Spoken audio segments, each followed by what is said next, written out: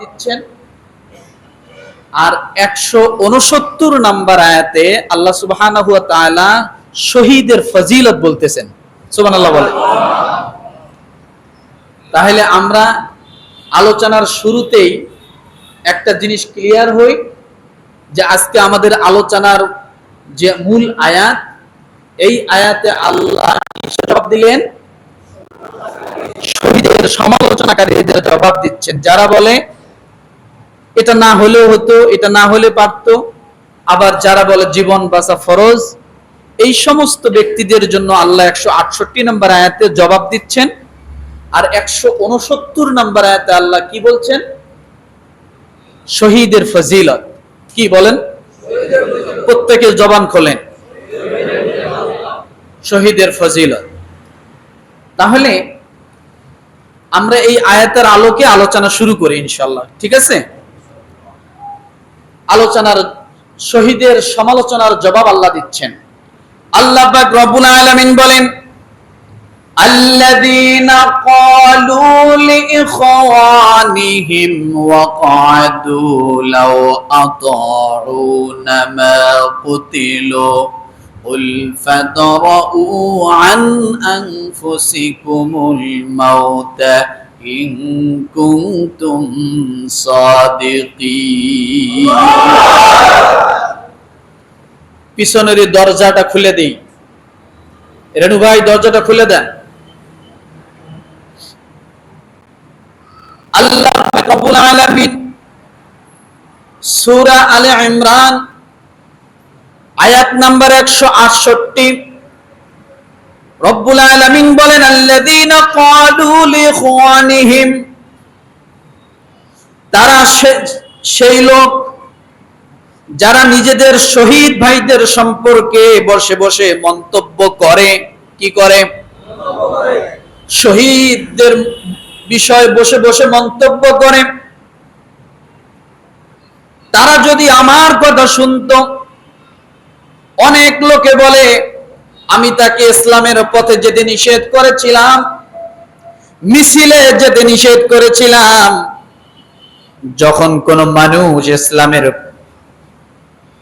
বিপক্ষে বিভিন্ন সমালোচনা করে, রাসূলের বিরুদ্ধে সমালোচনা করে, কোরআনকে অপমান করে, অপদস্থ করে, আল্লাহর নবীকে নিয়ে কটাক্ষ করে, ইসলামকে নিয়ে কটাক্ষ করে, ওই সময় কিছু মধ্যে মুজাহিদ, কিছু মুমিন, যাদের ভিতরে বিন্দু পরিমাণ আল্লাহ রাসূলের মহব্বত আছে, ভালোবাসা আছে, কোরআনের ভালোবাসা আছে, যাদের হৃদয়ের মধ্যে ইসলামের মহব্বত আছে, ভালোবাসা আছে, তারা কখনো ইসলামের সমালোচনা কখনোই সহ্য করতে পারে না। পারে? পারে না। তখন ওই ঈমানদার, তাকে কেউ ধাক্কায় না, কেউ জোর করে না, ঈমান তাকে চালিত করে, ঈমান তাকে তাড়া করে। ও মুমিন, তুমি আজকে বসে আছো, মুসলমান দাবি নিয়ে বসে আছো, তোমার রাসূল অপমানিত হয়, তোমার ইসলাম অপমানিত হয়, তোমার মুসলমান ভাই লাঞ্ছিত হয়, অপমানিত হয়, তোমার কোরআন অপমানিত হয়, আল্লাহ দ্রোহীরা আল্লাহ সম্পর্কে খারাপ কথাবার্তা বলে। ও মুমিন, তুমি ঘরে বসে থাকো না। এই বসে থাকলে কখনোই তুমি তোমাকে নিজেকে মুমিন দাবি করতে পারো না। কখনোই নিজেকে মুমিন দাবি করা যাবে না। কারণ একটা সন্তান যদি তার বাবার সন্তান হিসেবে দাবি করে, ওই সন্তানের সামনে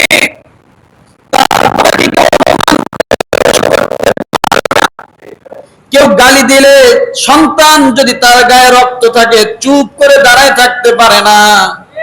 তার বাবাকে কেউ যদি অপমান করে, সন্তান হিসেবে সে দাঁড়িয়ে দাঁড়িয়ে দর্শক হয়ে থাকতে পারে না। কারণ সন্তান যদি সত্যিকার বাবার সন্তান হয়, সে কোনোদিন ওইভাবে চুপ করে থাকবে না, অবশ্যই শত্রুকে প্রতিহত করবে, বাবার অপমানকারীকে অবশ্যই সে প্রতিহত করবে। আর ওই সময় যে সমস্ত ছেলেগুলো, যে সমস্ত মানুষগুলো, যে সমস্ত মুসলমানগুলো আল্লাহ দ্রোহীদের বিরুদ্ধে রাস্তায় নামে, কোরআনের অপমান যারা করে তাদের বিরুদ্ধে রাস্তায় নামে, রসুলের বিরুদ্ধে যারা আচরণ করে তাদের বিরুদ্ধে যখন রাস্তায় নামে, ওই সমস্ত মানুষগুলোর জন্য অনেকে পিছন দিক থেকে বাধা দেয়।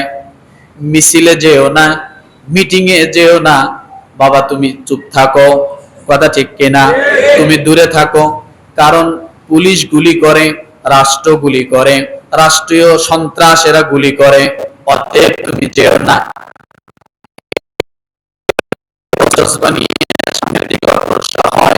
আর রাস্তায় যখন গুলি খেয়ে মরে, পিছন দিক থেকে মানুষগুলো বলে আমরা 1000 বার নিষেধ করেছিলাম তারপরও গেছে, এটা যাওয়াটা তার উচিত হয়নি। রব্বুল আলামিন ওই নিষেধ করা মানুষগুলোর কথা বলছেন, তারা সেই লোক যারা নিজেদের শহীদ ভাইদের সম্পর্কে বসে বসে মন্তব্য করে যে তারা যদি আমাদের কথা শুনতো, সেখানে যদি না যাইতো, আমাদের বারণ যদি তারা শুনতো, সেখানে যদি না যেত, এভাবে তারা বলতে থাকে। তবে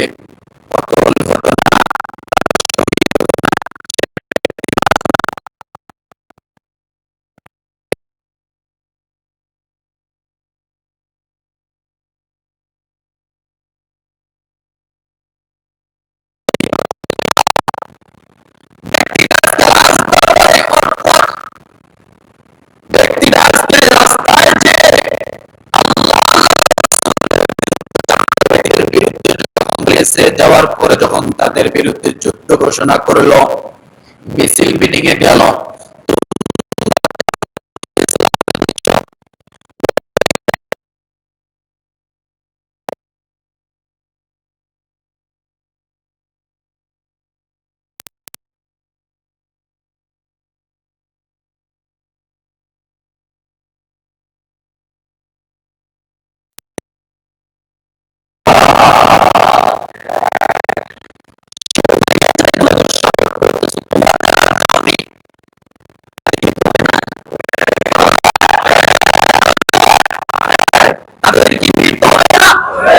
আল্লাহ সে কথাই বলছে যে ওখানে যাওয়ার কারণে সে মারা গেল, আর তোমরা দোষারোপ করতেছো আমরা নিষেধ করেছি তারপরও গেল, এটা ঠিক হলো না, আমাদের কথা শুনলো না।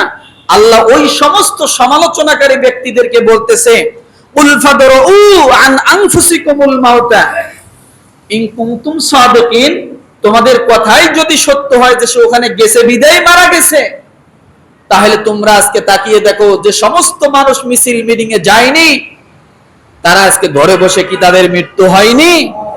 কথা বলে রব্বুল আলামিন, সেই কথা বলে ঘরে বসেই যদি মৃত্যু হবে, মৃত্যুকে যদি তোমরা কেউ ফিরাতে না পারো,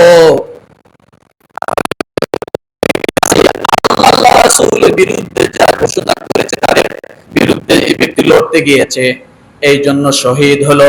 এখন তোমরা দোষারোপ করতেছে ইসলাম মুসলমান বড় খারাপ, আমাদের কথা শুনলো না। আল্লাহ বলেন তোমরা যদি তোমাদের কথায় সত্যবাদী হও, তাহলে বাড়িতে বসে যারা মারা যায় তাদের ব্যাপারে তোমরা কি বলবা?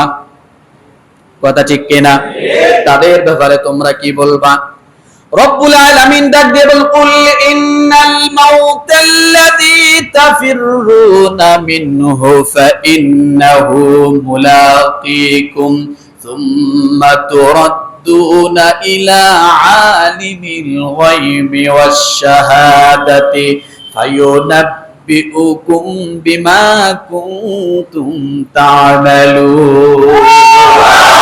মরণ থেকে পালাও তুমি, মরণ তোমায় লইবে গিরি, যদিও সুদূর আকাশ পানে পালাও সেটায় লাগিয়ে সিঁড়ি। এ রোগের চিকিৎসক নাই, নাই সে ঔষধ জগতে, খুঁজিয়া বাহির হলে, খুঁজিয়া কাতর হলে কি কে হবে তোমাকে, কেউ কি পারবে ফিরাতে? কথা বলে কেউ যদি মরণকে ভয় করে আকাশে চলে যায়, সেখানেও তাকে খুঁজে বাইর করে তার মৃত্যু হবে। কেউ যদি সিন্ধুকের ভিতরে ঢোকে, সেখানেও তার মৃত্যু হবে। এই মৃত্যু নামক রোগ থেকে তাকে কেউ বাঁচাতে পারবে না। একদিন না একদিন মরতেই হবে, কথা ঠিক না? তাহলে ইসলামের দোষ কেন হবে? মিছিলে যাওয়ার দোষ কেন হবে? মিটিং এ যাওয়ার দোষ কেন হবে? কথা ঠিক কিনা? রব্বুল আলামিন সূরা আলে ইমরানের 168 নম্বর আয়াতে এই কথা বলেন। আমার ভাইরা, এবার রব্বুল আলামিন ওই যারা শহীদ হলো তাদের কথা সূরা আলে ইমরানের 169 নম্বর আয়াতে বলেন, ওয়ালা তাহসাবান্নাল্লাযীনা কুতিলু ফি সাবিলিল্লাহি আমওয়াত বাল আহইয়াউন ইনদা রাব্বিহিম ইরযাকুন।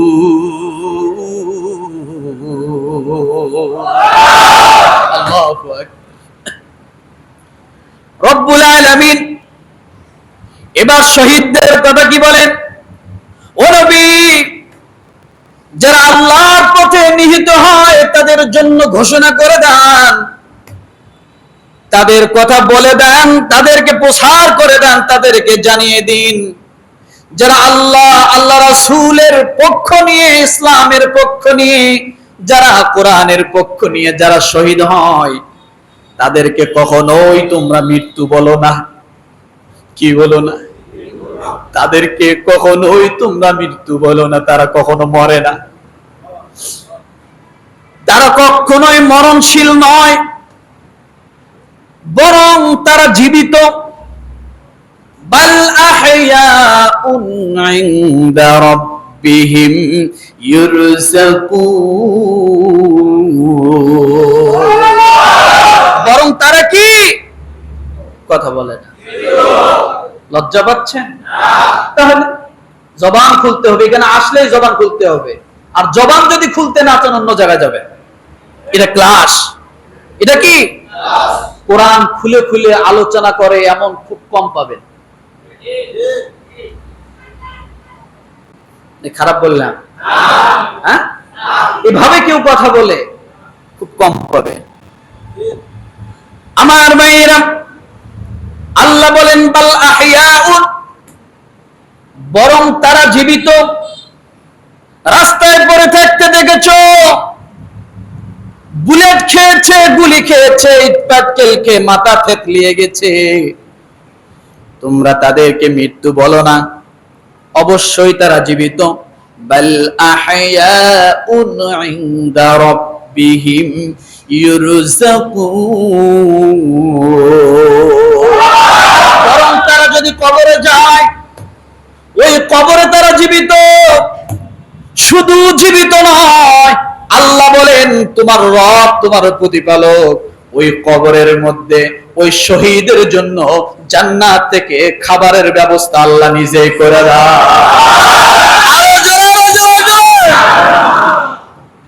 শুধু জীবিত না, আল্লাহ শুধুই জীবিত রেখে ক্ষান্ত হননি। আল্লাহ বলেন বাল আহইয়াউন ইনদা রাব্বিহিম ইরযাকুন, তার রবের নিকট থেকে ওই ব্যক্তির কবরে আল্লাহ জান্নাতি খাবার পৌঁছাতে থাকে। কি পৌঁছাতে থাকে? খাবার পৌঁছাতে থাকে। এটা হলো একটা খাবারের ব্যাখ্যা। এই রিজিকের ব্যাখ্যা যদি আমি আরো করি, এই রিজিকের ব্যাখ্যা হলো যে সমস্ত মানুষগুলো আল্লাহর পথে শহীদ হয়, যে সমস্ত মানুষগুলো আল্লাহর পথে জীবন দেয়, আল্লাহ এই রিজিকের ব্যাখ্যা করতে যে আল্লাহ তাআলা কথাও বলেছেন, শহীদের পরিবারকে আমার আল্লাহ তাআলা কখনোই লাঞ্ছনা করেন না। কি করেন না? লাঞ্ছনা করেন না। আল্লাহ তাদেরকে হেফাজত করেন। কি করেন বলেন? তাদেরকে আল্লাহ হেফাজত করেন। তাহলে আমরা এই দুইটি আয়াত সূরা আলে ইমরান আয়াত নাম্বার 168, আয়াত নাম্বার 169, দুই আয়াত থেকে আমরা দুইটা বিষয় জানলাম। একটা বিষয় হলো যারা ইসলামের পথে যে শহীদ হয় তাদের পিছনে কিছু লোক আছে সমালোচনা করে। আল্লাহ তাদের জবাব কি দিলেন? যে তোমরা কেন সমালোচনা করো? সে শহীদ হয়েছে এই জন্য তোমরা যাইতে বারণ করেছো তারপরও গেছে সেই জন্য। আচ্ছা বলো, ঘরের ভিতরে কি মানুষ মারা যায় না? আল্লাহ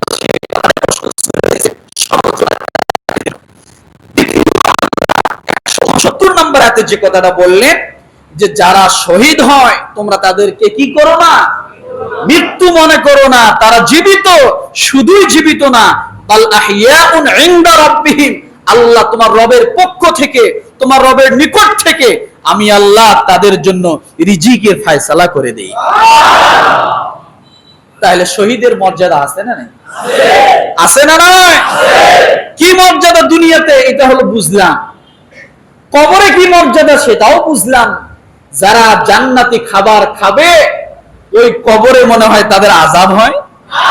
কথা বলে, যে কবরে জান্নাতের খাবার ঢোকে ওই কবরে কোনোদিন আযাব আসতে পারে না। কারণ রহমত আর আযাব কখনোই এক থাকে না, দুইটা দুই দিকে। দুইটা কি? দুই দিকে। আমার ভাইরা,